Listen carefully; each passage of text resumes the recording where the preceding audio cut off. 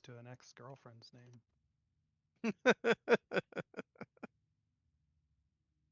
The ship did?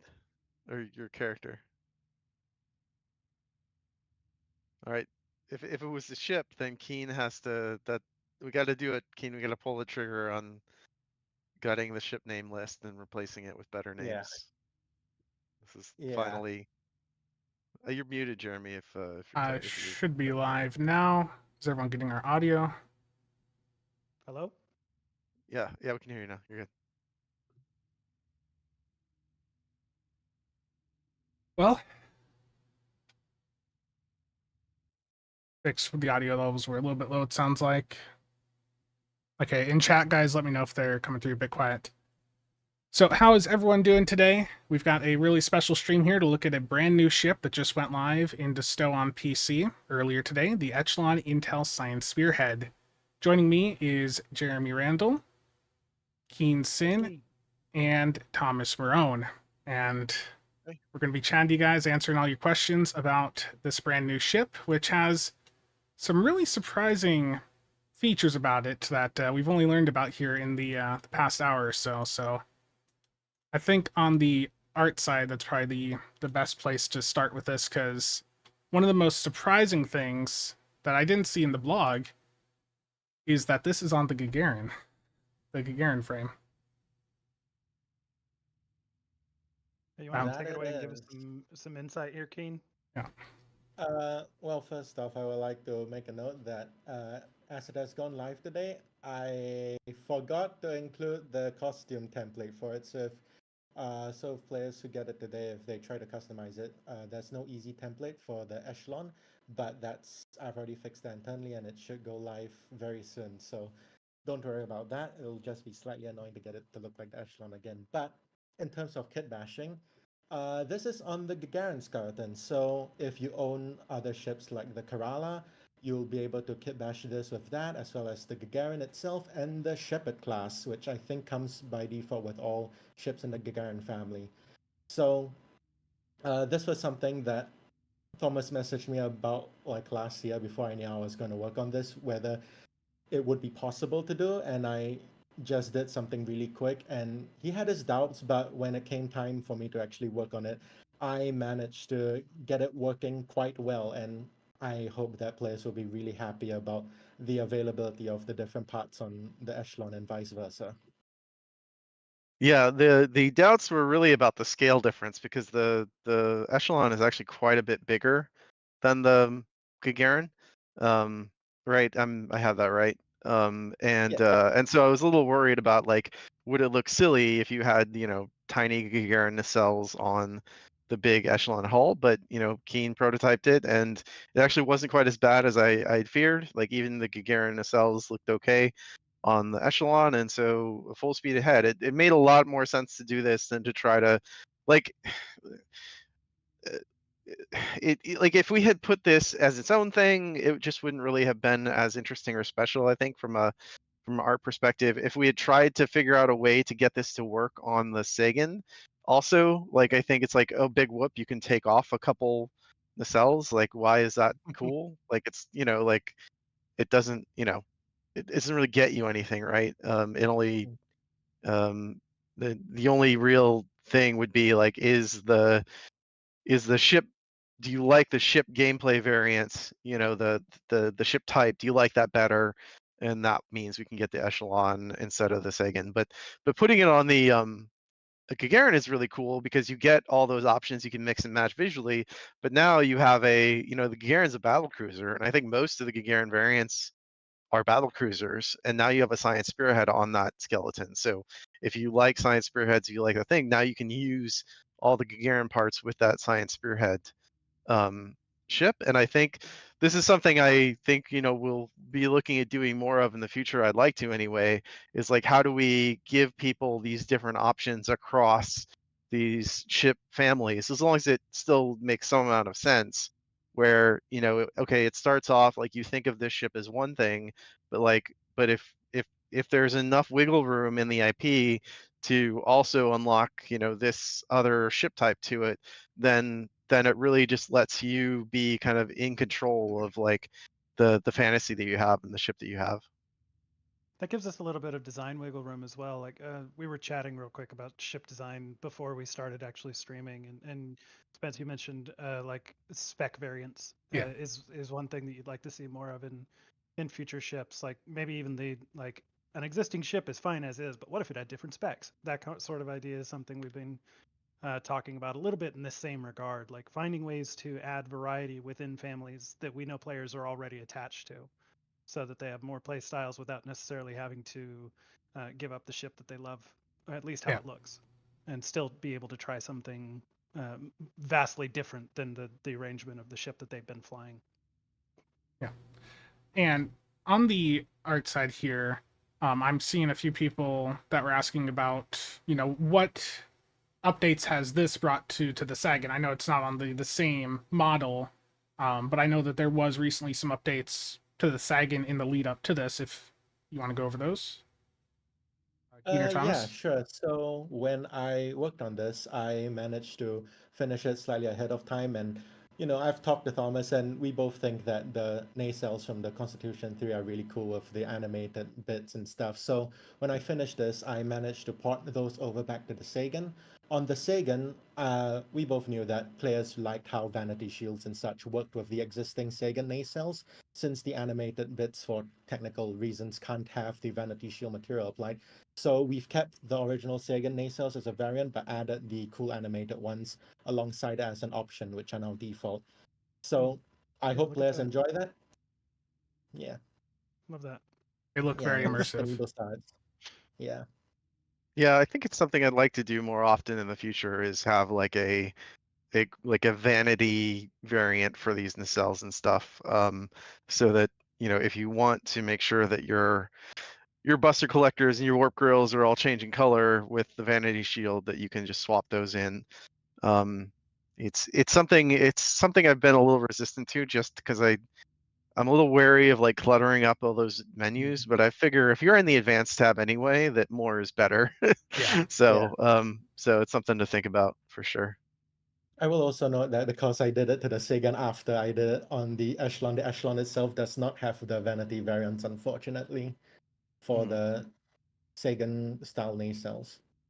I'll also be remiss not to mention that the model for the Sagan was originally done by Mauricio Tejerina from Cryptic, and the nacelles come from the Constitution 3, which I believe were done by Tobias Richter. I think that's right, yeah. Yeah. A good looking ship, I will say. I picked one up and haven't had much time to fly it around, but it looks good. Now, on the Vandy Shield front, people are already asking for some Vandy Shields on it. I think I have some on this character, but can you shut off my screen in case there's something in my inventory I shouldn't be showing? Yeah, give me just a second here. Let me find which one it is. Yeah, okay, it's not visible. All right. I don't have them on my character anyway, so 1 second. Yeah, Mac 1701 has been doing a lot of Vandy Shield stuff, and he was doing them on Tribble, but he hasn't been able to with any of the newer ships. Okay, we haven't updated this reward table in a while, but I've got a bunch of like older Vanity Shields now. If there's any specific requests, I can show. Yeah, I'll turn your screen back on. Section 31, Bowel, those are always the two big ones. Yeah. Show us all in black. Yeah, pretty much. Okay, section 31. Chat, are the audio levels good now? They've been saying I'm much quieter than everybody else, so you might have to crank me up a bit. My mic is quieter than a lot of people I've encountered online. Okay, I've got you at 200. There's section 31 for you.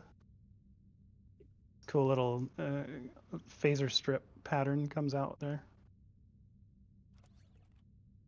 And what was the other one? Bowel? Yeah, Bowel's always popular. Titans and the Slime Devils. Oh, Triz. He's just such a big fan of those. Even blacker. Oh, there we go. Get some of that reflectivity showing the actual ship there instead of just a black amorphous blob. There's Bowel. I'll find the Titans next. Bozeman, right? Yeah. It would be fun to take this in the Taylor so people can kind of see what swapping out the nacelles and Yeah. stanchions and stuff looks like, because it's really neat actually. I'm really like you can come up with some really cool looking. Yeah, we'll show Really off a cool few more looking Vandy stuff. Shields and I can pop that open. Is it going to work okay without the template, Keene, that you had to check in today? I think you can save a preset without anything changed, and then you can load it, right? Correct me if I'm wrong. Yeah, Thomas? or you just hit cancel and then you leave the yeah. Taylor, it won't apply. Okay. Frankenar liquid. This is Slime Devils. There we go. My favorite and least favorite, depending on what ship. It's so gaudy. I love it. I hate it.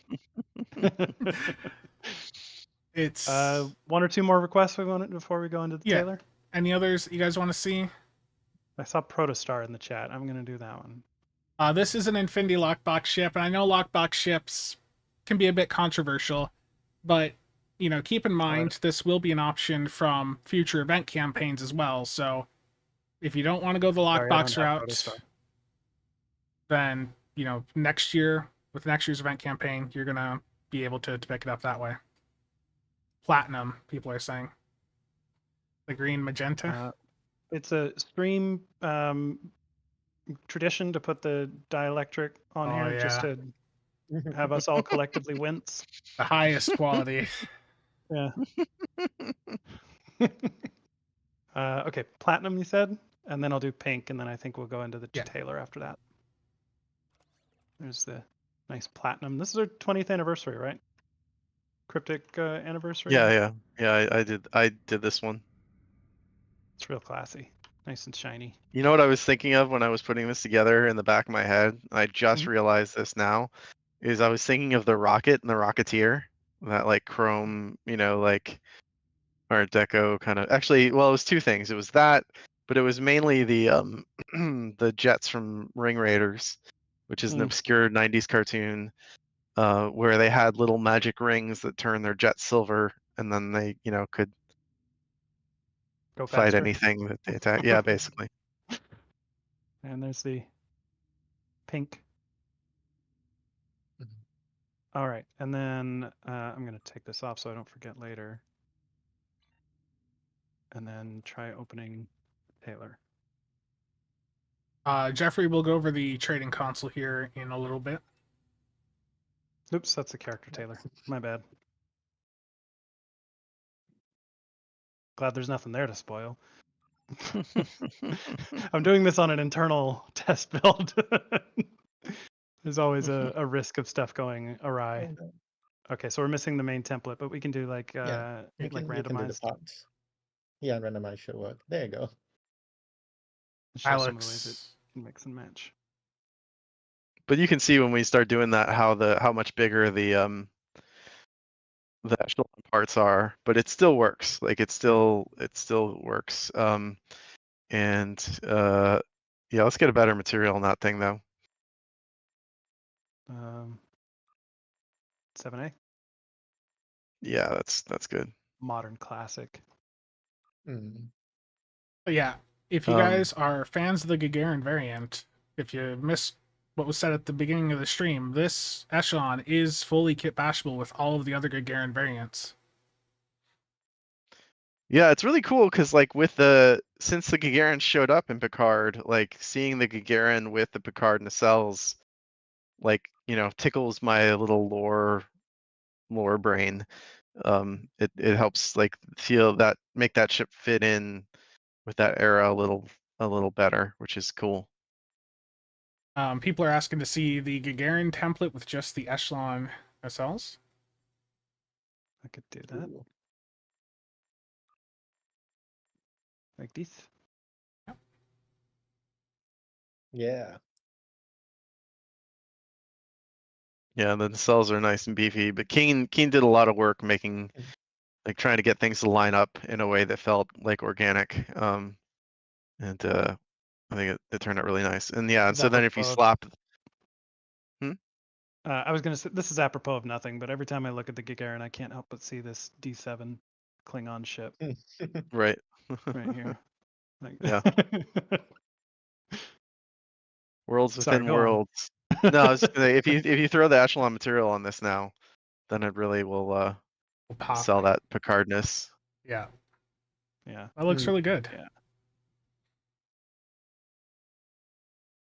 Nice. All right. Should we get into some design Yeah. stuff? Is Yeah. it- All right. Anyone else in chat have any art-related questions about this ship?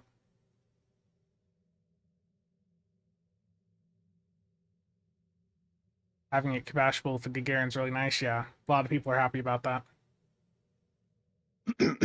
Well, and now we have with the Gagarin, we've got the Discovery era, and when we have the TMP era, and the and now the Picard era and the Stowe era. So like it's cool to have for all of these different the battle cruisers or the Science Spearhead or whatever, like to have all of that.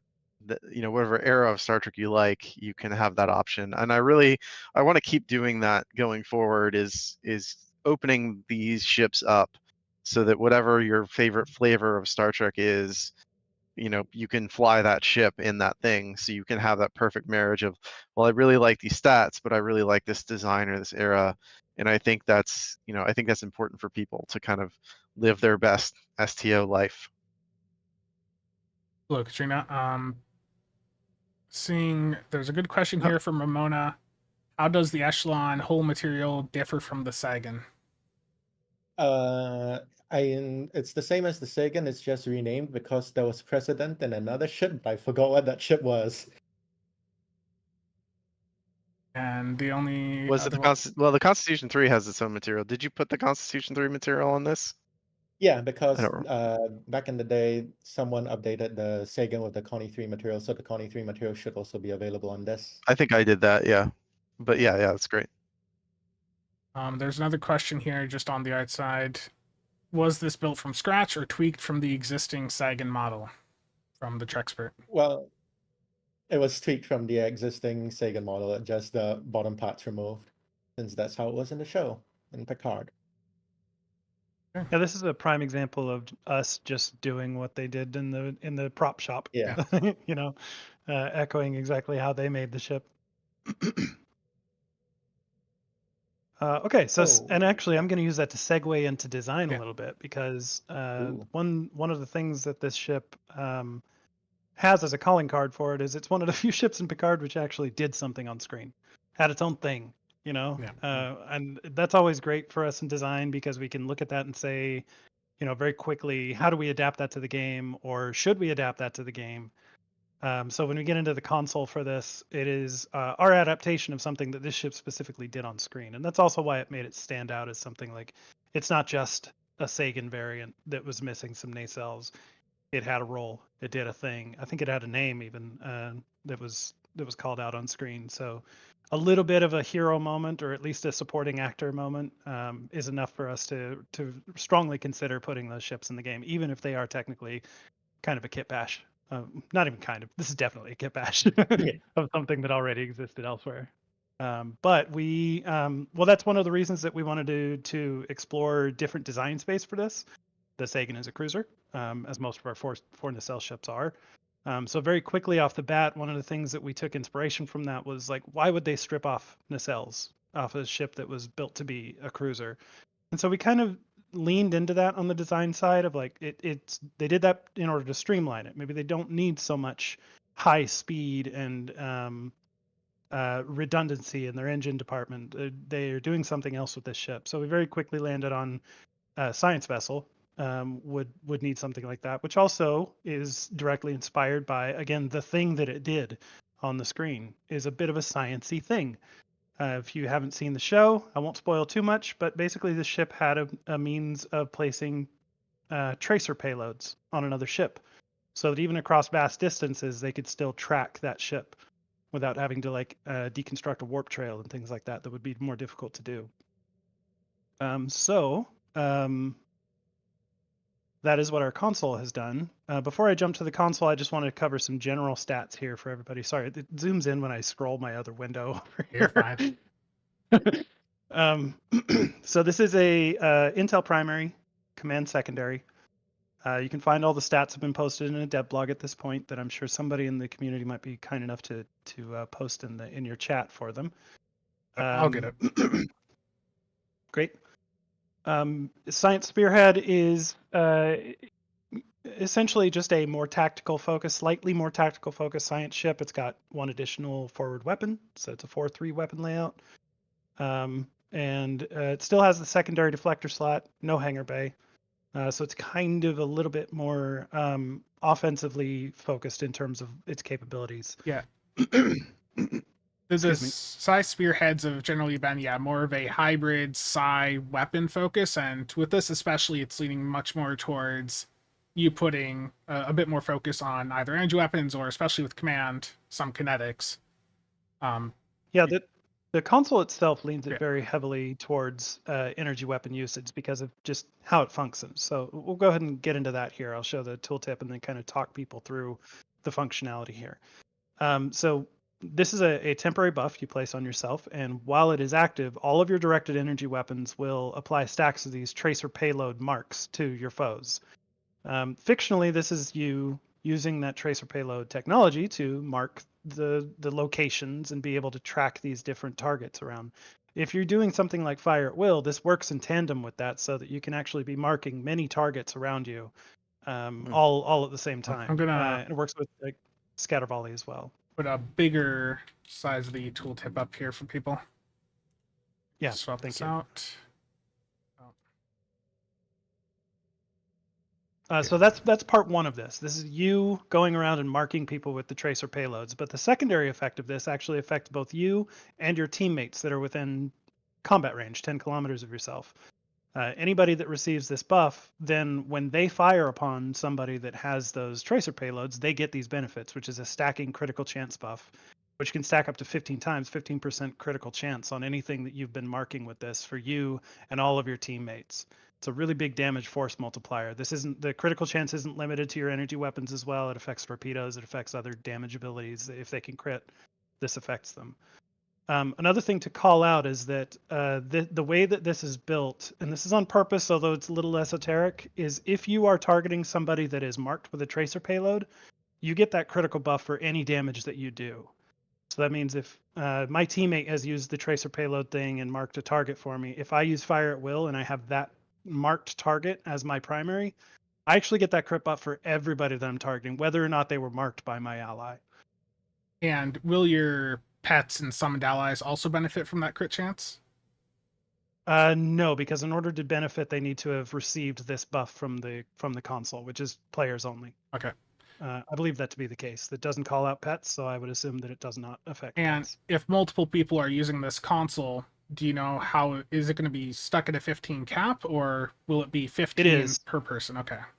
No, it is a 15 cap, regardless of how many people are using it. So we recommend if you want to make use of this in a team, try to coordinate with your teammates and do it kind of like a rolling buff. Yeah. So that you keep it up for a longer duration for you and all your teammates to benefit from.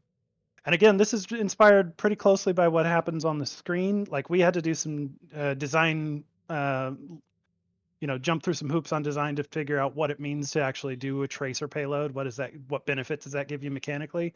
We don't have any content where you have to chase people across the galaxy. So we had to kind of come up with something that makes sense of, if you know your target's location with more accuracy, we figured a critical chance buff is a good way to translate that into moment-to-moment combat in that regard. Now, I'm going to throw this one at you. I very briefly had time to take a look at this right before the stream. And I was noticing, if you saw that bug video I did with the trade-off, the Shangri-La, the buff was like flickering for the haste buff on that. I'm seeing something very similar with this, where when I look at my stats window, the crit chance would flicker back and forth. It would show the buff for a split second, then go back to not being there. Okay, we'll look into that. I'm not sure why that might be just a display problem, because it actually triggers when you damage something. So having any of it on yourself, even for a frame, might be misleading. But we'll check it out. We'll look into that. Is it affected by Uncon? Yeah, I believe it was when I just checked it. That is something that our systems design team, our new DECA designers have been learning. You noticed, I think it was you that put up a video of like all of these consoles don't benefit from it. Yeah, we went through that and fixed up all of them, and also like made a note in our future ship checklist to make sure that our consoles are, unless they're specifically called out to not benefit from it, that it's a standard part of our operations now in our internal checklists. Appreciate that. Yeah, well, you're welcome. We should have been doing it all along.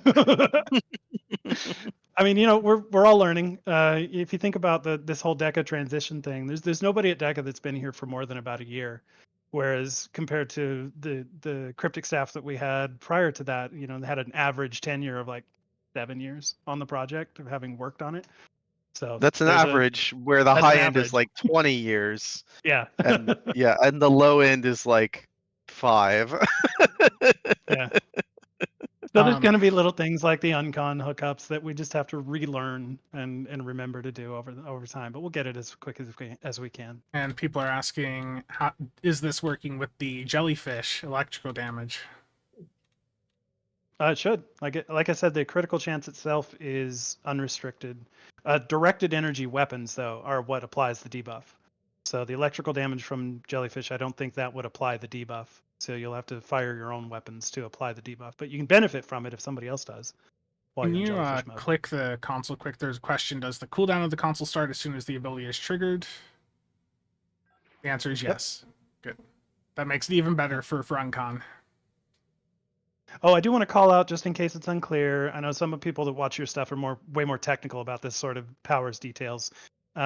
If your allies aren't within 10k when you activate the console, they won't get the buff. Okay. So it's not like they can move into range and then start benefiting from it. They have to be there when you activate it for them to receive the crit chance.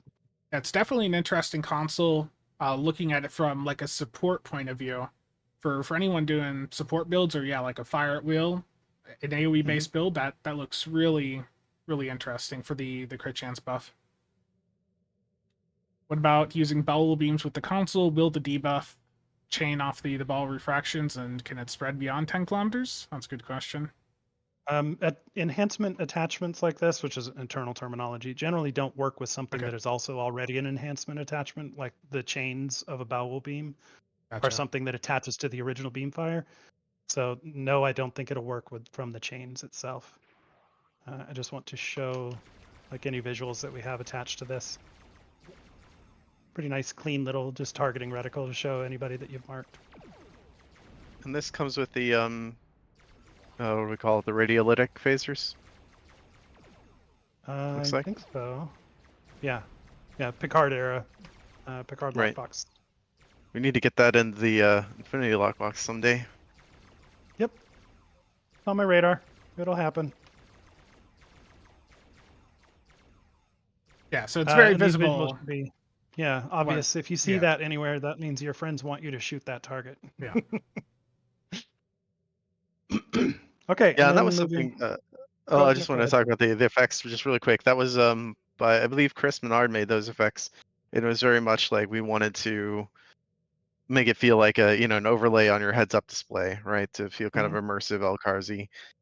But also we had to be careful because if you made it too Starfleet Elcarzi, if you're using that on a non, like a Romulan or Dominion player, that would get kind of distracting. So it's a little generic, but it still feels, like Star Trek computer UI. There's also this ion trail. Looks more interesting if the target is moving, but there's these little floating particles implying that you're tracking their ion. Oh yeah, it was cool. Yeah. I didn't notice that. But that really adds to it. Yeah. Again, it's more obvious if the target is moving, but this test dummy doesn't. Michi, it looked like it was per shot that it was applying the buff from the console, because it was stacking up really fast when I was. It will, it will stack up very quick if you're using multiple energy weapons. Yeah. You can see the debuffs here. It'll get to its cap very quickly. I was seeing it in like a second, so. Depends on how many energy weapons you're using, but probably you should be using a lot if you're using this console. Yes. Andy, we went over that at the start of the stream. It is Kit Bashful with the Gagarin family. Just because I know people joined late, Keene, can you explain the bug that we found that will be fixed soon with the Taylor? Right now, if you own the Echelon and you claim it, you can customize it and you'll unlock the Echelon parts, but there won't be a template available for you to go back to the Echelon. So that's something that I've already fixed internally, and it should go live as soon as it can. So if you want to return it to the Echelon, you'll have to do it manually for now, but as I said, we'll be fixing it very soon. It also means that when you first load up the ship Taylor, you'll be automatically switched. It'll look like you've been switched to a Gagarin, but you can change it back manually. Yeah. All right. Yeah, Let's move on to the Starship trait then. Okay. Unless you had some questions about the console I use. was just gonna comment again that really looks good for, like you said, a fire at will setup. That console looks really good. Yeah. Okay, so the Starship trait is set up. This is also kind of inspired by the chase that happened on the screen.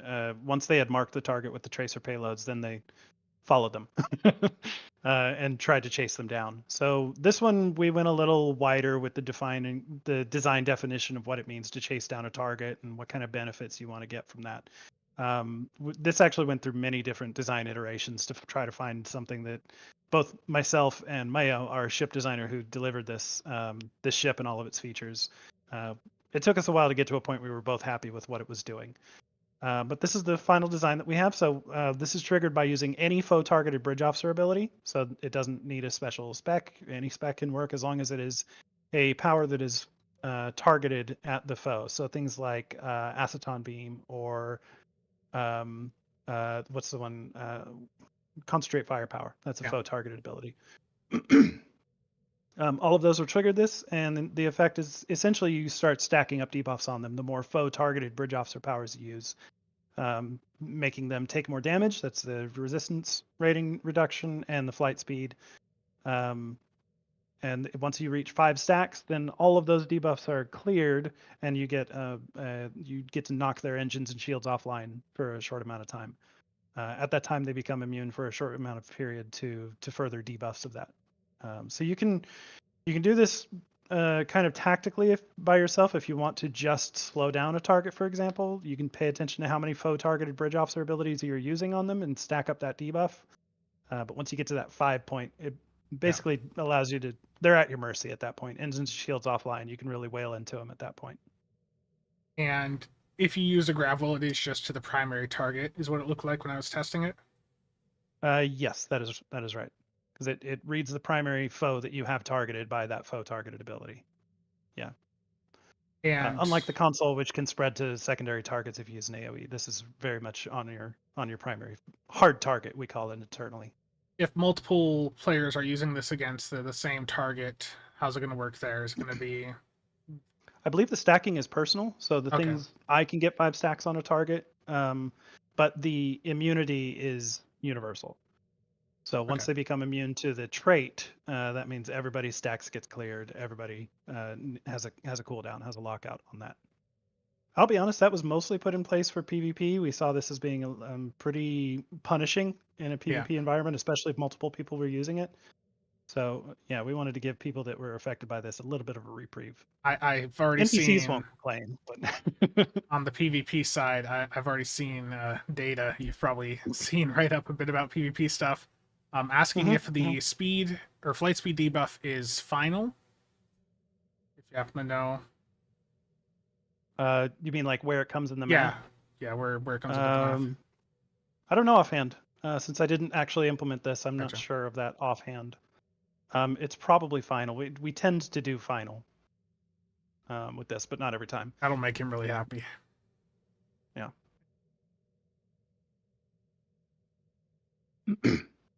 All right, and that's all we have for this ship in terms of design. Go out and play it. I hope you like it. I have a little behind the scenes bit of info about this ship if people want to hear it, about the show and why it is the way it is.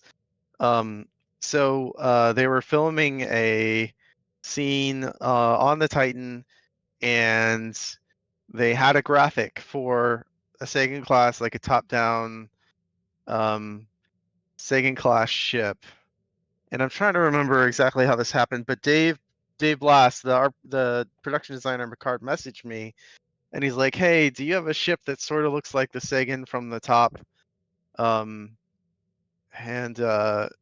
he and I was like, well, we could like make something up. Like we could kind of rearrange some stuff. And anyway, the thing is they had this graphic that showed the Sagan, but the script said Echelon class. And so there's this mismatch between like what was on the set in the graphics they were using for the episode, and then what the script said in the dialogue. And so Dave's solution to the problem was like, okay, well, when you see the bottom of it, we'll just cut off the bottom two nacelles, and now it's not a Sagan class anymore; it's an Echelon class. And that's why they had to do that. It wasn't like they would. I don't think Dave, being the way he is and how particular he is about the details in Star Trek and stuff, I don't think he would have done this if he hadn't run up against that sort of confusion, and just like having to solve that super specific problem of like showing the wrong graphic on the screen. So I thought it was a pretty clever solution to, given the situation. Mm-hmm. Reading I wasn't aware that he had reached out to you about that. I love hearing when you bring up these little anecdotes of being involved with the show. I love it. Yeah, I think that might have been the Even last if it's just one. like an email or yeah. I mean, it's super. It was. I mean, it's funny when that happens, and it really. I think that was the only one I hadn't really told publicly yet, that I can recall right now. But like, the problem is that it's always at the super last minute, and it's always like if you don't reply to him in like 5 minutes or something, then he's already moved on to the next problem. And so by the time I gotten back to him, or I was like, well, let me think about it, he's like, no, I haven't, I figured out another way we can handle it. And because I think what he was going to do, if we had given him a different ship, he was going to have them sort of roto a different graphic onto the thing in post or something. But that was too expensive. And so they came up with the Echelon idea instead. Bouncing back to the console really quick, I've seen a few questions about this. People Mhm. want to know if energy weapon or any consoles that have an energy weapon effect, like the broadside console off the Corolla, if that would make the console from the Echelon do its thing. So it shouldn't. There's a term that we would put in a tooltip when it specifically calls out directed energy weapons. Those effects are, or should be, if we built it right and you're using their terminology correctly, those specifically refer to beam and cannon weapons from your weapon slots. Any console that has a weapon-like effect shouldn't trigger those sorts of things. So those, you can kind of build your expectations around the wording that we use in that. If it was meant to trigger off of consoles like that, we would have used a term like energy damage triggers this effect, instead of directed energy weapons trigger this effect. Okay. The other things I've seen. Oh no, the ads cut off my speech. Those people should subscribe. Or watch on YouTube. Sure, yeah. For some reason, the YouTube side always just does quite a bit better for me than Twitch. Just, I imagine, because just most of my content gets posted over there. I watch a good amount of gamers live stream these days, and it's becoming more and more common that they'll dual stream instead of just Twitch. There's got to be doing something right over at YouTube. I'm glad it's working out for you. People have, there's been a couple questions I've seen that are not necessarily related to the ship, if you want to answer them. But the first one is, people keep asking for a fire at will extender trait. We've heard that. And in fact, a conversation just happened yesterday on the subject with some of my systems designers. So stay tuned. No promises, but we're at least aware of the request. Yeah. And actually thank Keene for continuing to bring it back to my attention on a regular basis. And the other one is, one of the other issues I'd raised in that bug video was about server performance. Has there been any progress in that department? Anything found that you can comment on? So that is by and large handled outside of the STO team. Gotcha. So the exposure that the three of us might have to that process is pretty limited. That said, I have been looped in on a couple conversations because one of our server performances on the Axiom episode seems to have been my fault, and I think we have that fixed. But I know that episode maps aren't really the big sticking point for a lot of people that have complaints about server performance. I know it's group content where this primarily happens.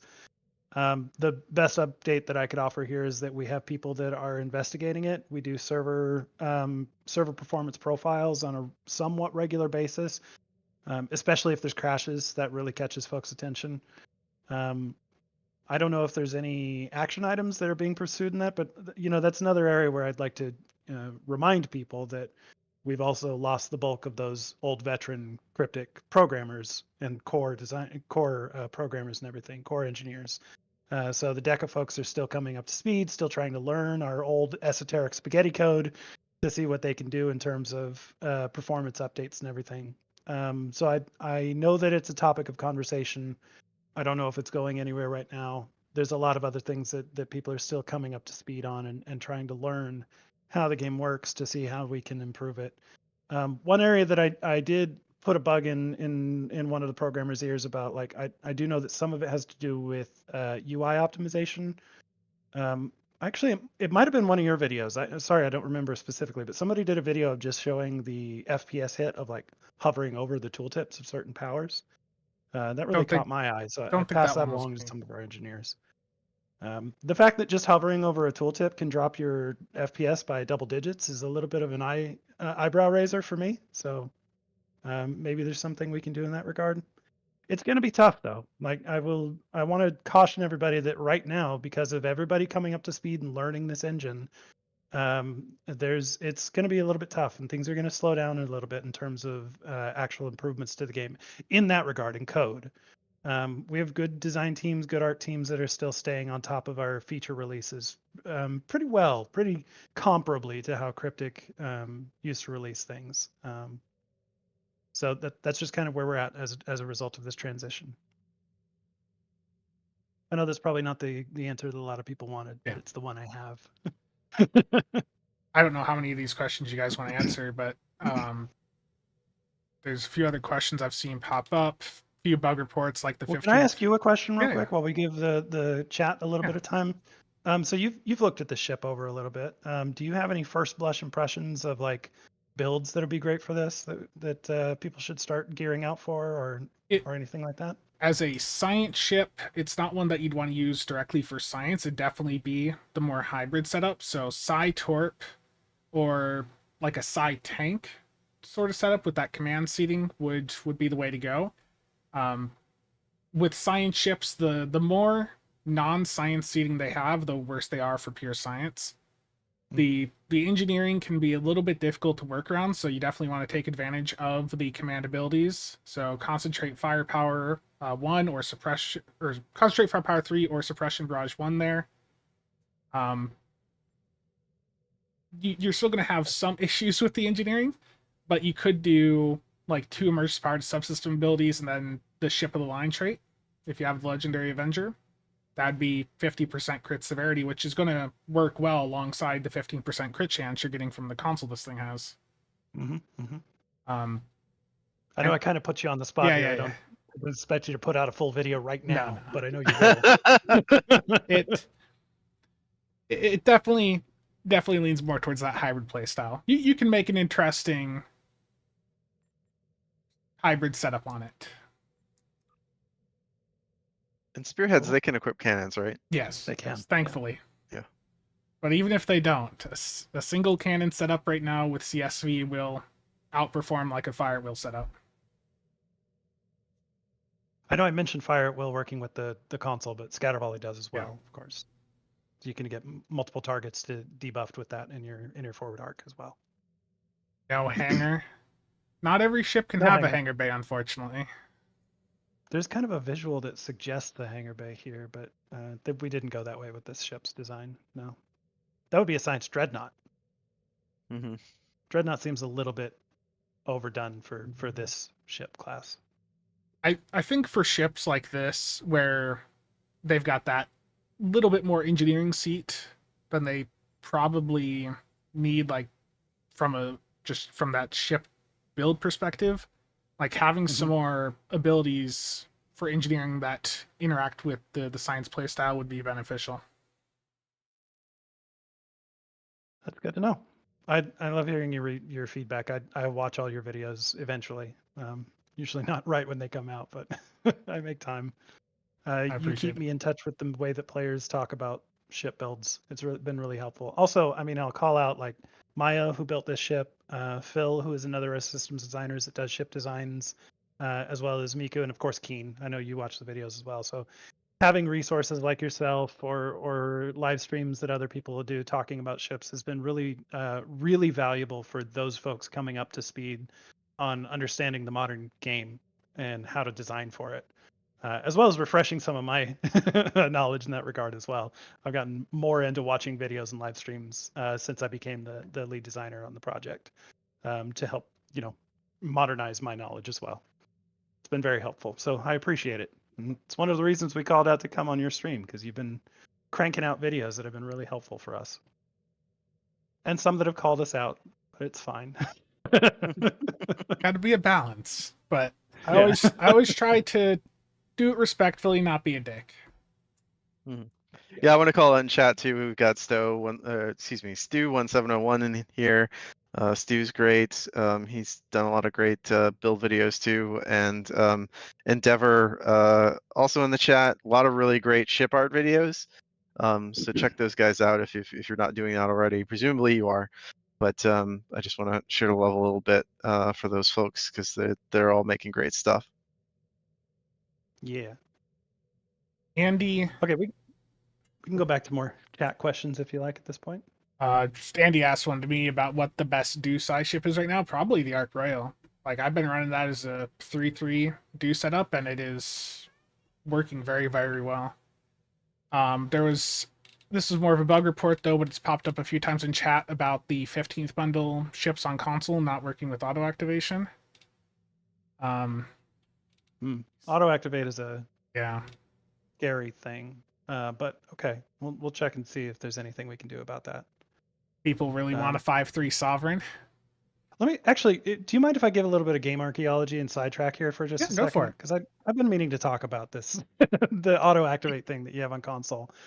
I don't know. The airing of grievances. I don't even know if Thomas is aware of this, but that feature was designed by an entirely different team. Like when we were doing the STO console transition, it's obvious to anybody that's played on both platforms. Of course, we have different UIs for both of those, but we actually had an entirely different team, a smaller team, but we had like 2 designers dedicated to STO console that actually weren't STO designers. They had come from other projects to help us out with any translations that needed to be done.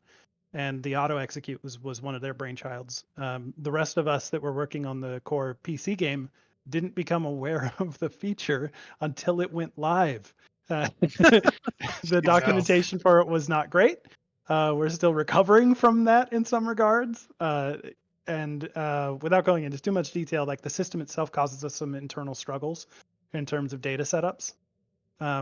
Not the least of which is that sometimes we put out powers that can't work with the system, like is being called out for the consoles from the 15th anniversary. It's a thing.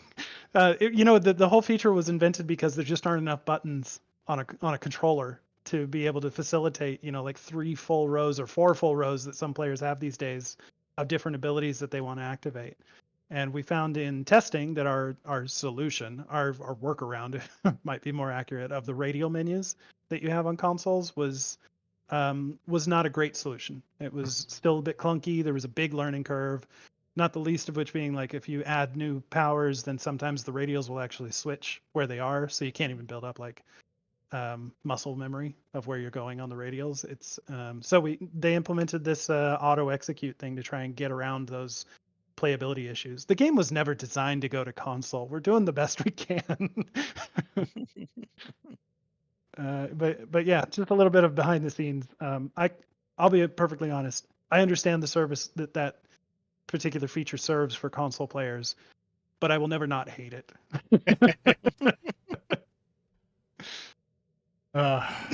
See. People, Miracle Worker Uncons popped up a few times.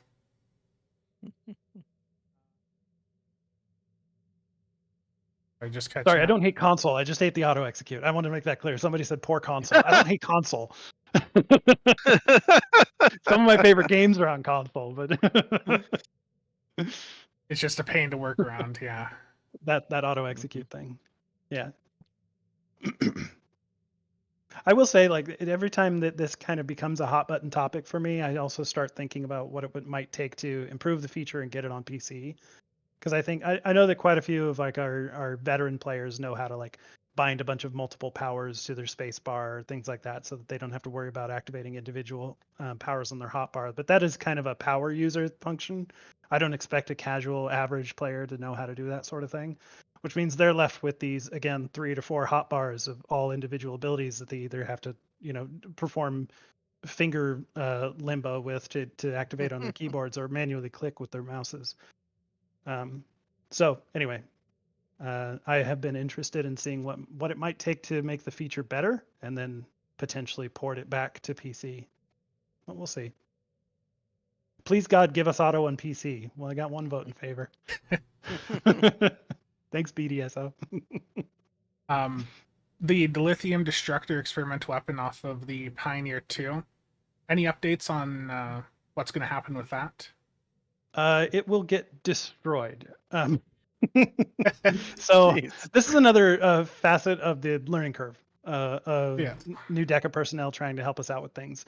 When it leaked live, I think it was pretty obvious to anybody that used it that it was overtuned. It was also incomplete. Its VFX have never been completed. Originally, the Pioneer was a different class of ship than it was a tactical leaning that had an experimental weapon slot. But we decided midway through developing it that we were going to change its class to something that doesn't have an experimental weapon slot. But at that point, we had already developed the early prototypes for the weapon and put it in the store reclaim so that if you got the ship, you could get this weapon. Anyway, that's a little behind the scenes of why it slipped live.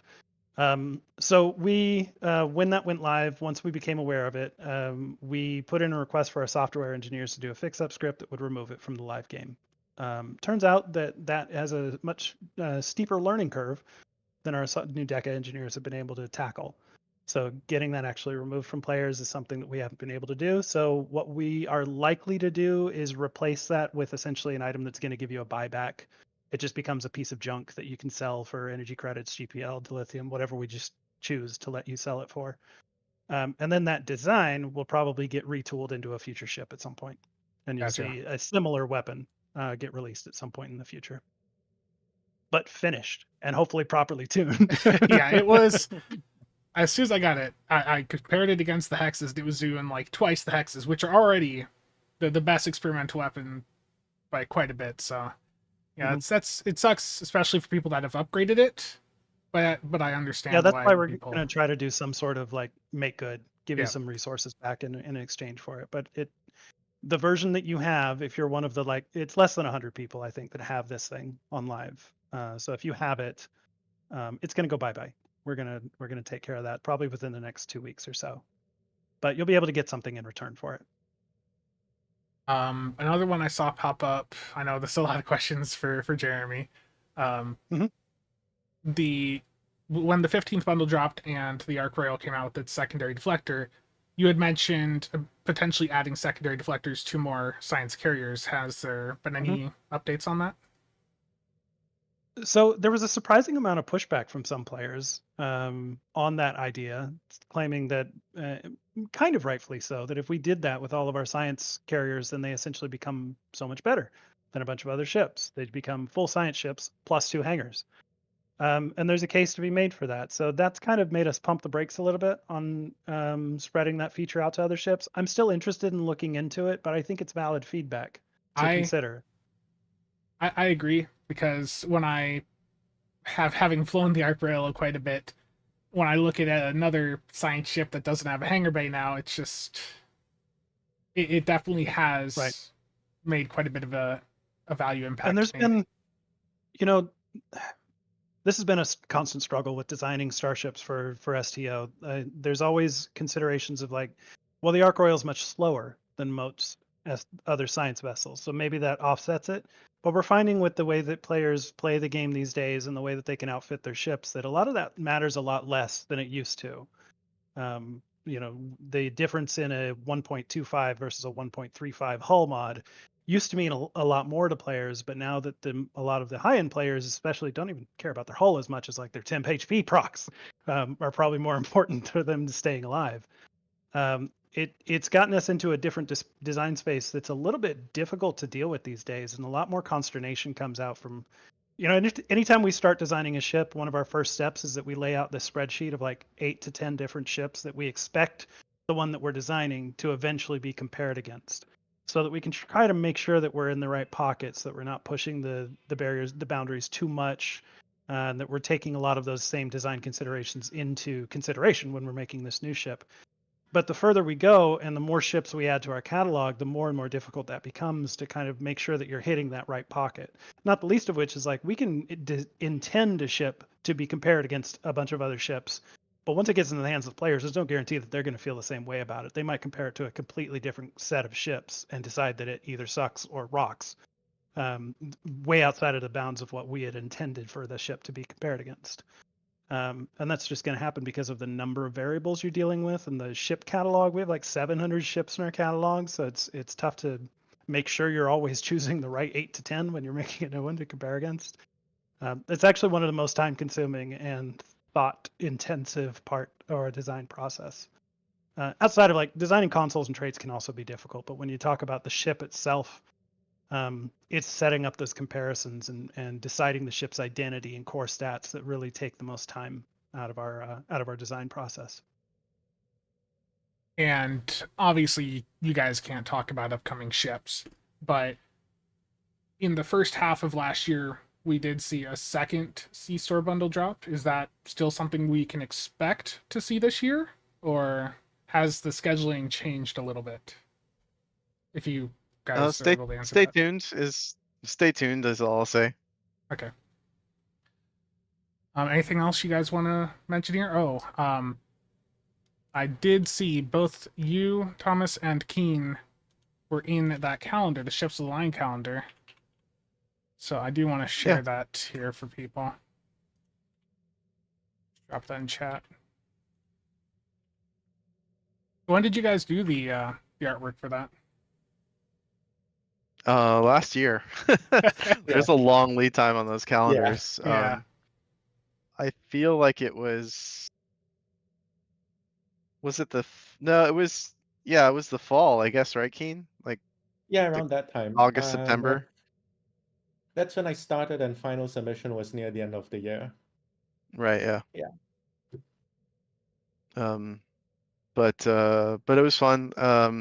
The theme for the calendar this year was kind of the hero ships.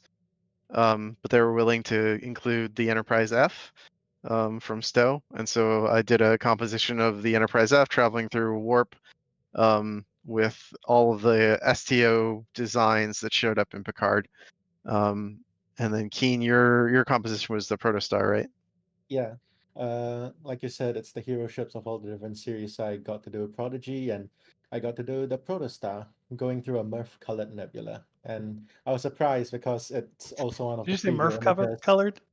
Yeah, it's a Murph-colored nebula. Blue. Yeah, I was surprised that was one of the preview images on Amazon, and I'm honored to have been Yeah, a it part turned of out great. Thank you. Yeah, I've got that up on screen now. It does look really good. And unfortunately, they don't have a big shot of yours, Thomas, but that looks good too from what I can see. Yeah, it's down there. It's in December.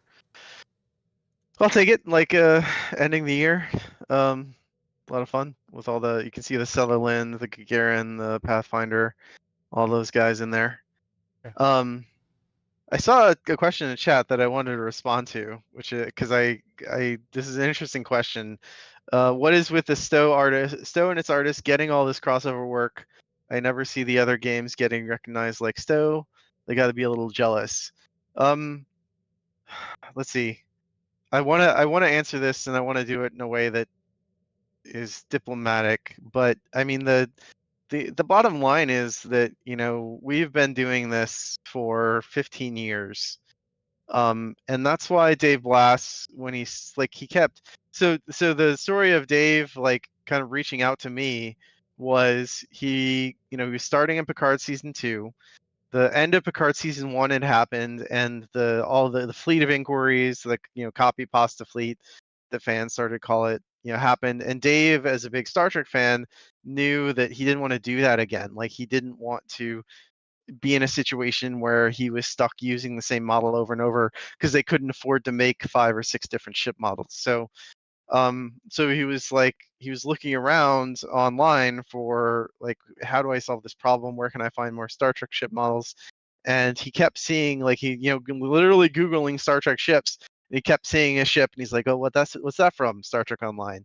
And he Googled again, what's that from Star Trek Online? Kept looking, and like, it's true, if you Google Star Trek Starship, like, many results are from Stowe. And so he's like, okay, well, I got to talk to these guys because it's clear that they get it, they know what they're doing. With the original designs that we did, and the and the Canon models. And so he reached out to me, and we started that conversation, and we contributed a little bit. Hector and I contributed a little bit to the Stargazer design process, but then we gave him all those other models to use in season 2 and season 3 and the Enterprise F, and then so on and so forth. But like, it comes from 15 years of experience of doing these ships. Like, Hector has been on the team for like 8 or 9 years at this point, designing Star Trek ships. And then a lot of it is me reaching out to other people, and like IDW, for example, and like saying, oh, hey, we want to do this thing. We see you have this like Tholian character in your comic, and we want to bring Tholians into Stowe. Can we use this Bright Eyes character? Like, yeah, okay, cool. Oh, hey, we see that you guys you got this cool ship, the Theseus. Can we bring the Theseus into Stowe and make it a ship in Stowe?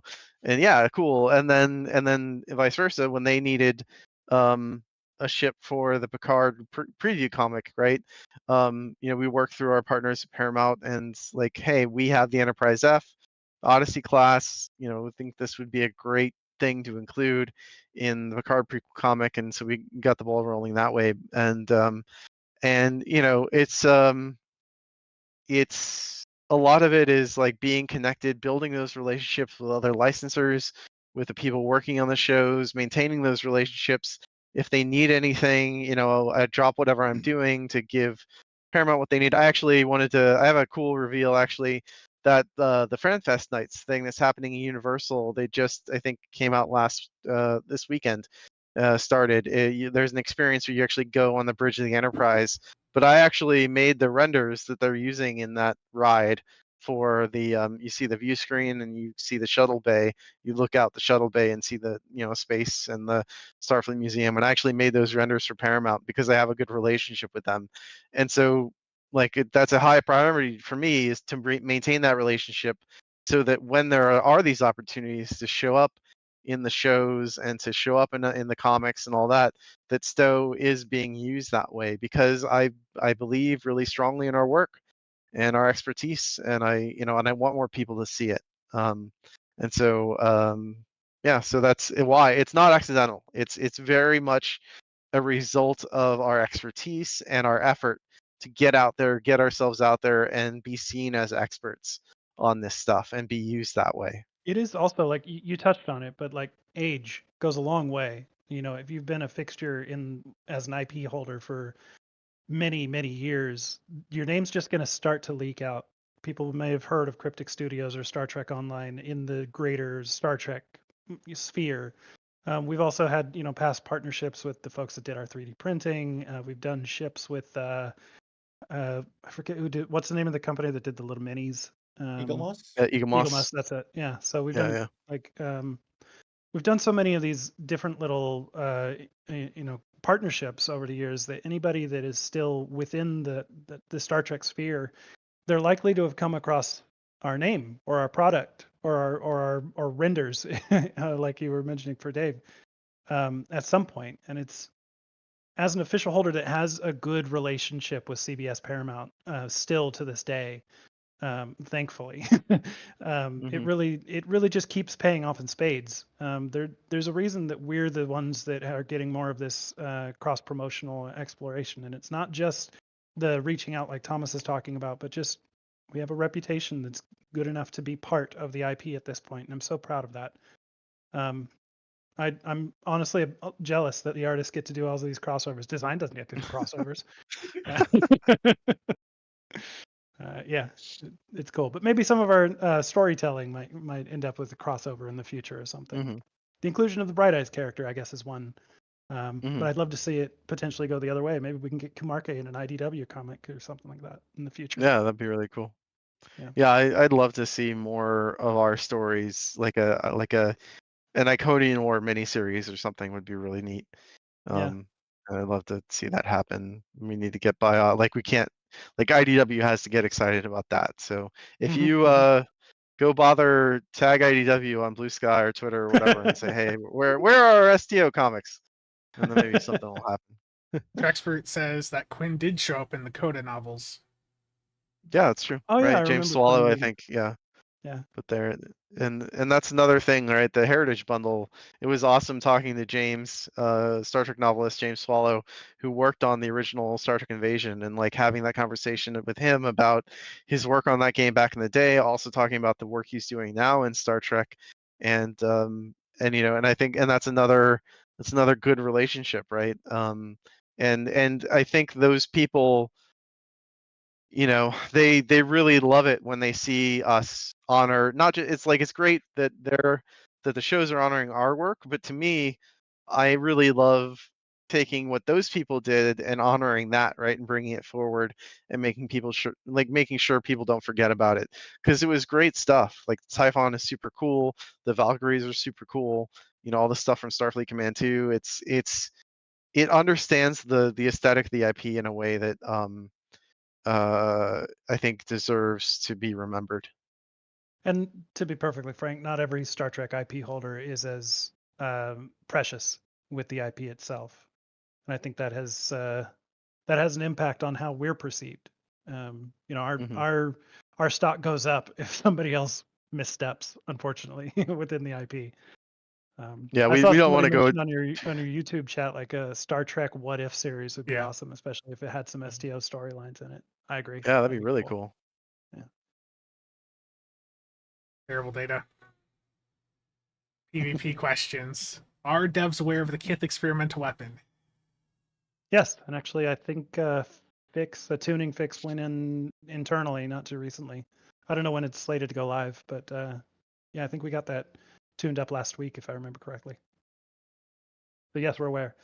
You know, generally speaking, I know that it's obvious at this point, I think, but we don't design primarily for PvP. But that doesn't mean that it's something that we don't think about at all. You know, if we make missteps with something like the Kith experimental weapon, we do try to find time in our cycle not only to fix it, but also learn from those missteps and not make those mistakes in the future as much as possible. I think Edward really wants a 5/3 sovereign. I've seen that about 20 times. Yeah, I've seen that a lot, but it might just be from him. I don't know. No, I mean, I know a lot of people that want a 5/3 sovereign. It's always so hard I to will, tell, though, right? Like sometimes when right. you Well, think, "Oh, the players are clamoring for this thing," and then you right. look closely, and it's just one guy. But I will say a battle cruiser sovereign sounds good to me. That sounds right. So maybe it's something we could do someday. I don't know. There's so many other ships, though. Why? Sure, that's true. But there's also a battle cruiser sovereign. Well, here's the thing, Jeremy. How about we make a cool concept art, and then that'll get you excited about it. It will. So It will. We'll Yeah. we'll come back and we'll do a what era do people want the battlecruiser sovereign to be? Like what's it? We'll just open it up to chat. No promises, obviously. But I'm kind of curious now. I'm kind of curious to hear what Enterprise era. No, it's not going to be Enterprise era. Wasn't there a variant in Lower Decks right at the end? It was just a sovereign though. I don't think it was anything super special about it. I think it was a sovereign with yellow paint and Cerritos and E cells. Oh, that thing. Yeah, that wouldn't really be thing, appropriate that's a though. good sign for it. Yeah. Lost Era, uh, TMP. yeah, it's interesting. I'd almost want to go more further ahead. 32nd but century. no, we haven't done any no. original 32nd century. I don't know if we That's ever true. I think there's something there with like the Vesta or a something like Prometheus style, like super like Battleship Gray Sovereign might be interesting. I don't know. It's something we'll have to How about play instead with. of a 5-3 sovereign, are people interested in a 3-5 sovereign? Hmm? Somebody mentioned a mine layer in the earlier in chat. I think a mine we did layer one. would have to be We like did. 2 hangar bays now. Sorry. I think so too, because it's not just mines these days, right? It's like entities, pets. It all factors into that together. Yeah, I agree with that. We did one 3-5 ship once, 7-8 years ago as a summer ship at this point. Spoilers, it was not very popular. With the Which ship? Which was that? the Vorgon. It was one of the Vorgon, yeah. Oh, geez. Okay. Yeah. But I do want to take a second because some people have asked. I will drop a very minor spoiler here. Everybody knows we do a summer ship. So I do want to spoil just a little bit when talking about the Vorgon as an example. Like, we've come around to the design principle that summer ships and winter ships are places where we as a design team are a little bit more flexible, and we're willing to try out new things, experiment with stuff, whether it's just experimenting with something we never want to do again, but it kind of fits here, like something like the jellyfish. Or whether it's experimenting with something that might maybe even translate into a more game-wide experiment, a new mechanic for starships or something like that. So I do want to call out that we're doing some experimentation with the summer ship. It's not going to be a ship that I think everybody is going to go crazy over.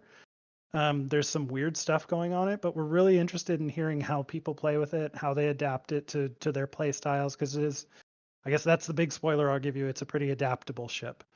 And you'll see more of that when we announce it. That's a bit of a It's red it's herring, though. Like you could interpret that in a couple different ways. yeah. Yeah. It'll be a while before we actually announce it, but I Yeah. just want to call out that like we're getting interested in experimenting more in those spaces, Now, and we hope you like it. follow up to that, we've seen with the Vovin, for instance, the Ilios, those had consoles and accessories on them that ended up being really, really important for builds moving forward. Has there been any talk of moving those to Muds or Phoenix a little bit faster? Probably not. Our cadence is probably going to stay about exactly where it has been in terms of how quickly they move on.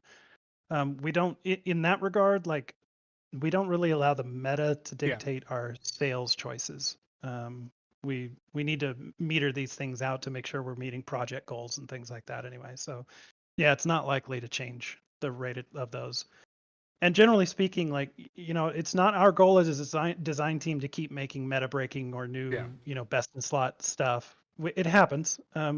I tell my design team that we should be aiming for, like, if you imagine a tier list of all the equipment in STO, or all the traits in STO, or whatever you're designing for, I tell my design team to aim for about a B+, which isn't like top of the pile, but really useful still. Especially if there's something that it compares well against that's already in that space and pretty popular.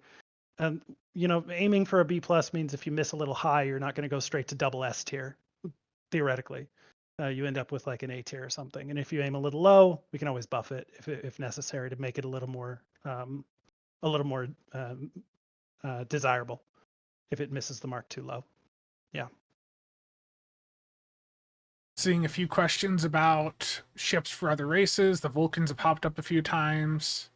A Vulcan ship that's fully unique to STO. Also some questions about lifetime ships.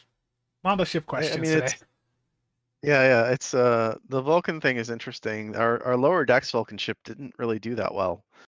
People didn't show up for it. So no, that's one of the problems with that is like why, and you don't necessarily know the answer Was it just, did people not resonate with the game design of it? Did they not resonate with the aesthetic?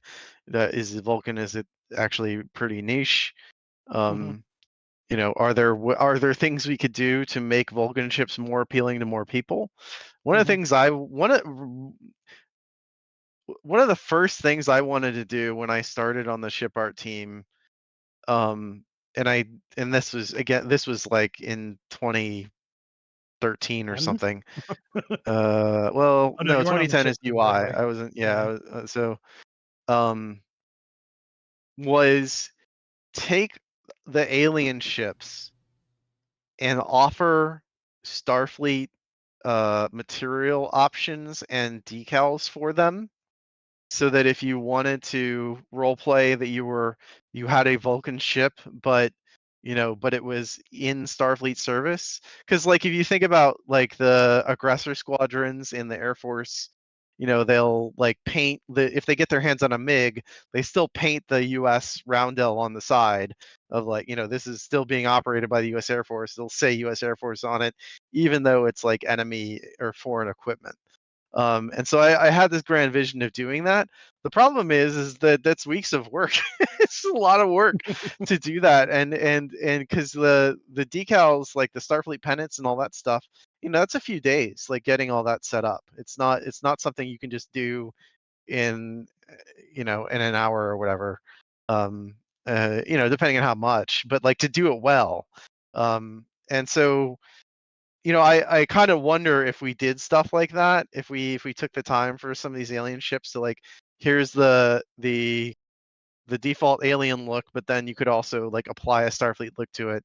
How different people would respond to some of those if they would have a bit of a broader appeal. Because like, I hate to say it, but like the reality is that people respond so much better to the classic like saucer nacelles Starfleet ships than anything else. They just show up for Yeah. those ships.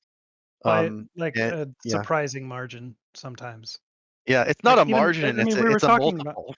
yeah, Like, we were talking about the Echelon today, which is technically, it's a ship bash of a ship that already exists. But I bet there's people that are more excited for this that is just a variant of something we already have in the game than something like a Vulcan ship or a Gorn ship or whatever else we might be adding to the game.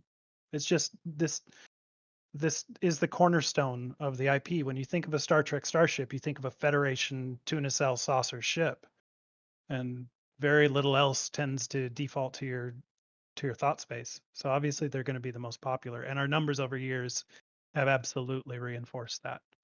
yeah. And that's not to say that we'll never do it again. We just have to make sure that we're doing it with the right intent and emphasis. Design sometimes has to take a larger role in making those alien ships more desirable.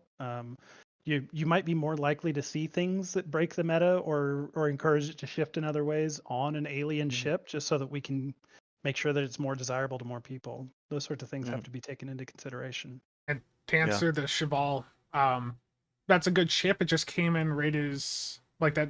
That was a Torp size ship, and it came in rated as Torps were starting to move out of the way for range weapons.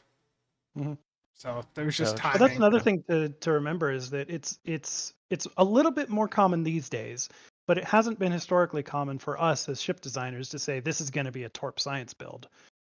It's more of like we try to make options for doing things like that when we're building out a ship, but we haven't tended to design our ships with specific builds in mind or specific meta support in mind. Like I said, we're shifting towards that a little bit, but I don't want it to get too overwrought, because then the ship that we build for the current meta might not be worth anything in the future, depending on how the meta shifts. So yeah, we're doing a little bit more of that these days, mainly because Maya and Phil are really interested in the modern meta and seeing how they can kind of plug ship designs into that and offer new options, or maybe even upset the meta a little bit. Darth has a question for Thomas. What would a Picard-style Luna class look like? Talking about how the Excelsior 2 or Sagan style is like. Yeah, I mean, I think you whenever you're doing those kinds of kit patches, you start by taking your basic components, right? So the saucer from the Sagan, then cells, all that, the pylons, and then you sort of rearrange them, and then into the silhouette that you want. And then you start to massage it and push it and like give it a little unique flavor. And so a lot of people look at the Sagan and the Constitution 3. I think the Duderstat has a lot of really cool stuff going on. I actually like the saucer on the Duderstat more. It's a little more like modern than the Sagan and the Connie 3. So like I would start with probably that saucer, and the footprint of the Duderstat is maybe a little more compatible with the Luna class. And then you still, and then you have the down the nacelles are a bit more.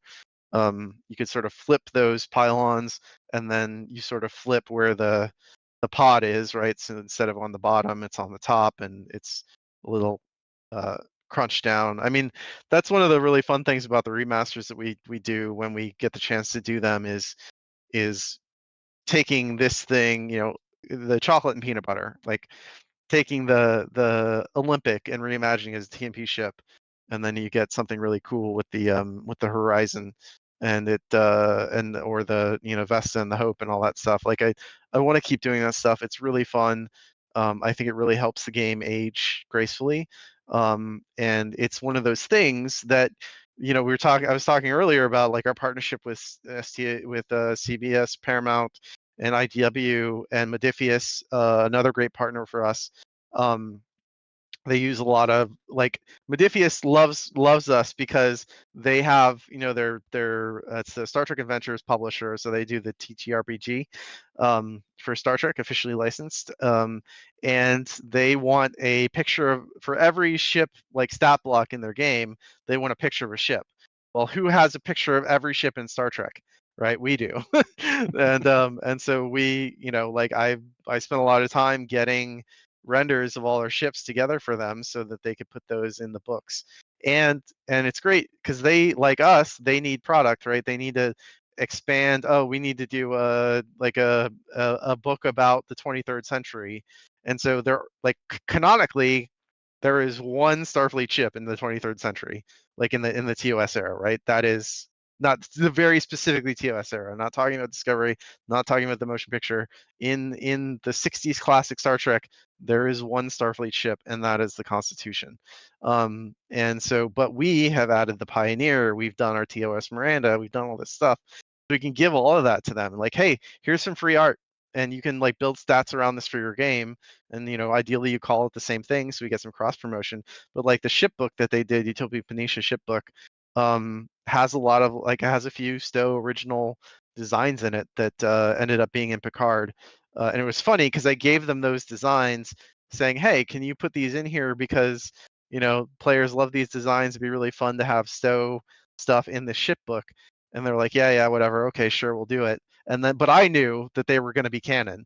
And so but I couldn't tell them that. Like there's a weird NDA thing where even if you separately have an NDA with Paramount, people are very secretive sometimes about what they're doing, and you're not sure that you can share this with other licensors and stuff. So when those ships showed up in Picard, I messaged, we talked, and they're like, oh, now I understand why you gave us those ships. Like, yeah, because they're actually going to be in the show. So anyway, there was something somebody said in chat I wanted to get back to. The French rat ship, add a double engineering hull ship. What do you think, Kane? Should we do it? What? A double hull ship? Huh? Yeah, double engineering. Should we add that to the game? That sounds wacky. I'm not seeing it. Only if we let players mess around with it, having to be asymmetrical and be stupid. Yeah, I don't I like agree. that at all. No, you guys are crazy. Over in the YouTube side, Bridger asked for Thomas and Keene, how difficult is it to make different ship designs that are on the same skeleton compatible with each other? I'll let Keen answer this because he just had to do it Well, yesterday. It depends on the ship and the skeleton. Like, if we had to make a new Miranda variant, that would be quite a pain because of how many variants that exist and the compatibility that we have to go through to test it all. But for something like the Echelon on the Gagarin skeleton, it was quite a bit easier. I just had to make like one of the big things is that we can't have parts that are floating or that are see-through, since in usually in video games, when you don't see something, you don't model it. So sometimes the pylons at the ends, we don't cap it off or anything. But when I put the echelon on the Gagarin, I had to make sure that all the parts had to be attached properly, no see-through parts, no floating parts. And then comes all the data setup, which is really complicated and in many ways esoteric because of, I guess, the age of the game engine. But the fundamental part of it is that ships in STO are really unique ship by ship, and it can depend quite a lot going from ship to ship, how much time you need to spend to get it to work. But in general, for the Echelon, I think it took me a week or so to get everything set up for the kit bashing and all, if I recall correctly. Mm-hmm. Yeah, well, and I just want to correct something you said because I don't Oh. because there is that you said at the age of the game engine. That's not really true. It doesn't really have anything to do with that. It's the amount of customization that we offer. The more you allow someone to tweak things, the more complicated you need the system to be to support that. And that's why, like on the back end, we have a lot of abstractions. We have a lot of layers of data, and the reason we have to do that is to let people, like, well, if you want to swap out the material or you want to swap out these nacelles, like, how do you make sure that the nacelles are swapping out at the same time? How do you make sure that the materials are swapping out for every part consistently? How do you swap out the windows on every different piece at once, right? All of these things require you to set up your system in a way that supports very complex combinations of bits. And so any new engine would have to do the same thing. Like maybe the tools to set it up would be better. But but the cryptic engine gets plenty of flack for plenty of good reasons. But this is something that is irrelevant to the age of the engine. It's just a hard thing to do, no matter what you're working with. Some of this comes from historical baggage, right? Because the engine was originally built for superheroes, and ships are characters. So there's a lot of shared baggage and shared code between what you might expect for when you're customizing your superhero outfit, like City of Heroes or Champions, style of like multiple layers and multiple decals and how many materials are on each piece of your body and all of that. It's tougher with it's not tougher, it's different with a character, because then you also have to worry about seams and stretching and things like this, and our ships don't generally animate. But that also just means that we put so much more detail into the various different pieces of what goes into a ship character. But I do kind of want to draw that comparison back to just give people a little bit an idea here. Like, essentially at its root, the things that Thomas and Keene have to do for these customizations and making them interchangeable parts and everything is similar to what we have to do for uniforms, but that's all one skeleton. Every single new uniform we release goes on the Starfleet skeleton. So imagine it takes Keene a week to do a new customization for the Gagarin. How long does it take our character artist to learn how to set up an entirely new uniform? It is a pretty significant undertaking, and it's not because, just to echo Thomas here, it's not because the tools suck. Well, obviously improvements could be made, but it's just because the engine has been built to be so incredibly versatile in this way because of its roots as a superhero customization engine. That's where we're at.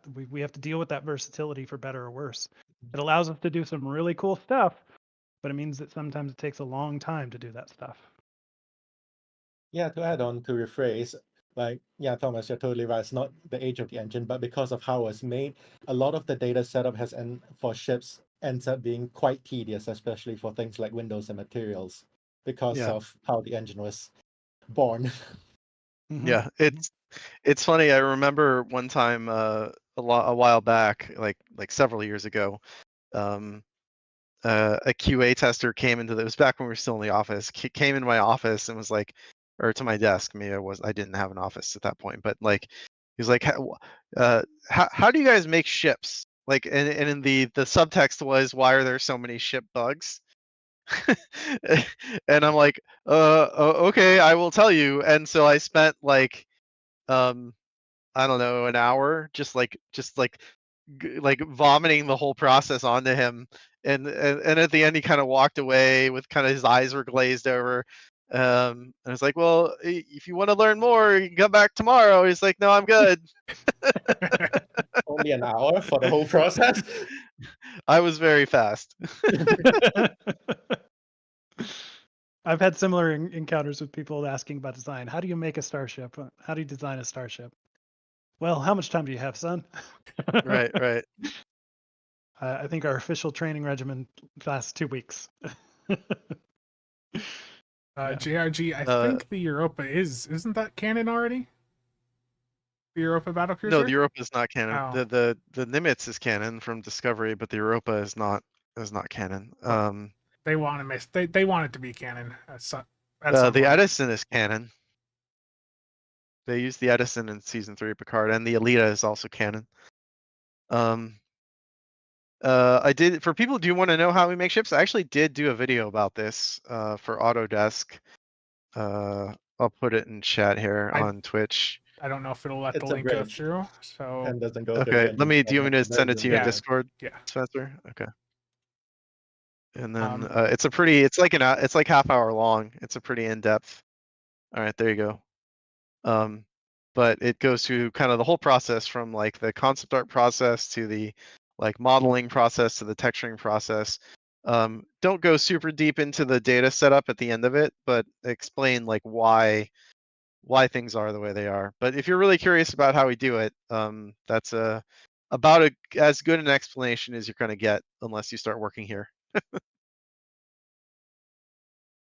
Jeremy, I've seen Nick NB post in chat that he wants a ship with a 2.0 hull modifier. I don't think he cares about the shields.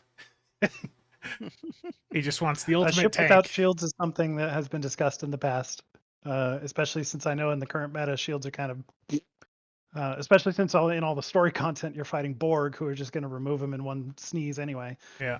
Yeah, it's something we've discussed in the past. And like I said, there are places in our ship release cadence where we've identified that we might experiment with things like this. So, those are the kinds of off the wall, does it make sense? Can we make it fun? Does it just make the ship just flat out overpowered? Potentially the idea of a really high hull ship could, but we'll see. There could be other experimentations. I'm open to hearing these ideas. It's just not many of them pass muster. Also, I will say my part as a lead designer a lot of times is telling my ship designers to calm down with what they're proposing. As much as we like to experiment, we don't want to break the game. We don't want to make something that might seem like a very simple change could end up having unforeseen ramifications. So we always want to be cautious about it. But even with that caution in mind, we do like to try and play around with the design a little bit in different ways. So like I said, in the summer ship, you'll see some pretty significant experimentation taking place. I have another question for you from Darth. They're just asking about the probability of omnis being unrestricted. I've seen people suggest also just running as many as you want, just only limit them to the aft slots on a ship. So one of the main reasons that we limited them at all is because why would you use anything else if you could use all of them? And that kind of flies in the face of the massive amount of customization that we try to get players to engage with in the game. If you could slot 8 omnis on an 8 weapon ship, there's very little argument unless you want to do like a torp boat. Obviously, there's an argument there, but like any energy build, that's the obvious answer. Just do that. So I don't know. I'm not inclined to do that because I want players to have other options that I don't like to use forced, but strongly encouraged to consider other things within the game. If all we give you is omnis, then that kind of tells us that all we need to build from now on is omnis, and that's boring for everybody. Let's keep some variety in the game. Now, if there's reasons that the omnis are so desirable beyond just their firing arcs, like some sort of other mechanic thing, maybe we have to buff turrets or something like that.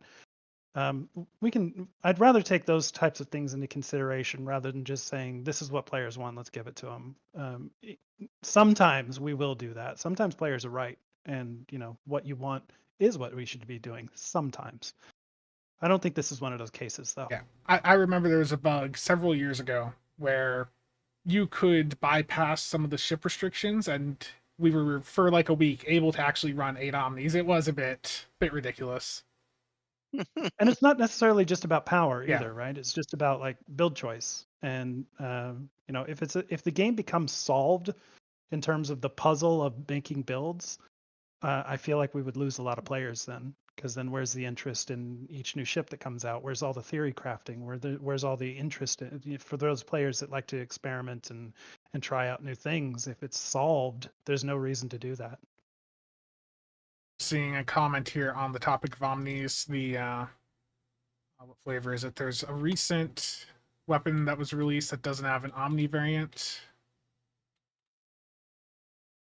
Just saw it in chat. Just saw it in chat and lost it.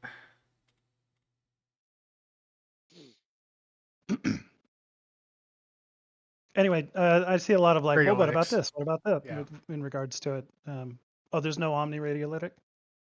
I'm not surprised. Let me see if we can do anything about that for when it comes to the Infinity box. Because right, those are the ones we were just saying that aren't in the Infinity lockbox yet. Yeah. I'll try to see if we can set aside some time to add an Omni for when those come to the Infinity lockbox. No promises, but I'll put it on my whiteboard. I've seen a couple questions related to some older systems. Like there's been questions of, you know, is there going to be any more rep updates in the future? Like, you don't be specific, just is that something even being looked at? I've seen some for crafting as well. Anything you can comment on there? I've just seen that in chat a couple times. I think the best answer that I can offer in that regard is that right now, because we have so many new and learning designers and developers and artists on Deca's side that are still coming up to speed with the engine and everything like that. It's really hard for us to announce anything far in advance that we're interested in doing anything that are big improvements to the game. That said, it is something that I at least am interested in. I hope that we can get our Deca team up to speed enough that we can start considering things like that. If you were to ask me right now to say yes or no, I'd have to say no based on the capabilities of the team, but I hope we get there. And we're doing our best to train all these people up and give them opportunities to learn new things within the engine. So I think we're on track to eventually get to the point where we can start considering some of that, but it's a pretty tough road to hoe at the moment. And let's start to wrap things up. There's one more question that I wanted to ask you, Jeremy. This is one that I've seen pop up in a couple of comments. People were wondering for like firewheel setups, because ETM right now is a really popular way to get higher firewheel uptime. Has there ever been a thought of adding in like a 360-degree Omnitorp just to make that easier to run for folks? Yeah, I actually had did a little bit of research recently about what would a 360 missile do to torp boats, like as in like a rapid fire Ferengi missile style. I'm afraid it would be a little too powerful. Even if it didn't hit really hard, being able to just have all that uptime on all your torp procs and everything might kind of break things a bit. So yeah, we explore some of this kind of stuff from a design perspective on occasion during brainstorms and such. So topics like that come up all the time. We don't always get the opportunity to act on them though. Yeah. And the very last thing here is, I know you posted yesterday about there was a talk about recruitment events. People are just wondering if there's any update on Delta recruitment that you can give. Nothing I can announce. Okay. Just that it's been discussed. I think I said on my Blue Sky, just the cadence of release of those events is changing due to our transition, but it's not forgotten. So just stay tuned for updates in that regard. Dan, thank you for all the bits. Paul, Nick. Okay, well, thank you guys. We need a cut of those, right? Since we're here on the show. I'll send you. Yeah. How many was that? 0.00001%, please.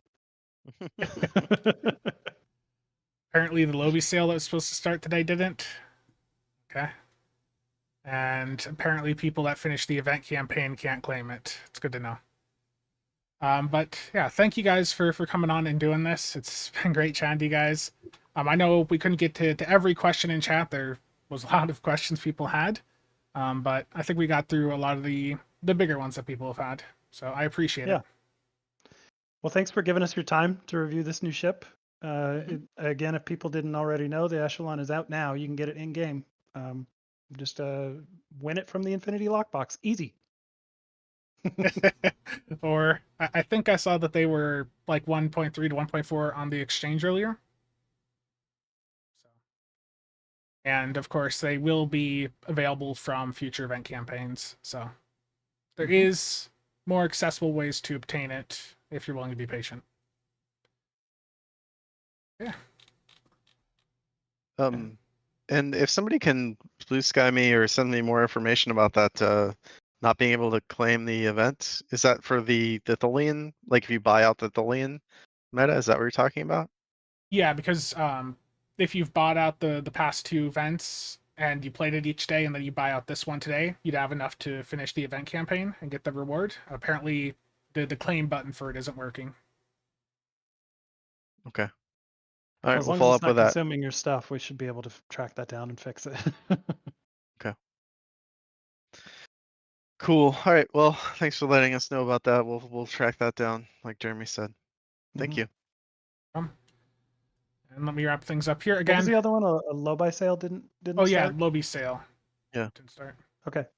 Thoughts on the upcoming Looks series like of that's Taskmaster? a known issue. Looks like. I love Taskmaster. Yeah. I don't have any thoughts on the upcoming one except I'm going to watch it. I've been seeing some clips of it on YouTube. It is an interesting show. Yeah, it's great. Okay. Well, thank you to everyone for tuning in. And again, thank you guys for stopping by and chatting about all this. Again, the Echelon is available in-game today on PC and should be arriving over on console, I would imagine sometime later next month. And that is all we have for you guys. Thanks so much. It's our pleasure to be here. I really appreciate it. Yep. I'm gonna just raid a random person here on Twitch quick.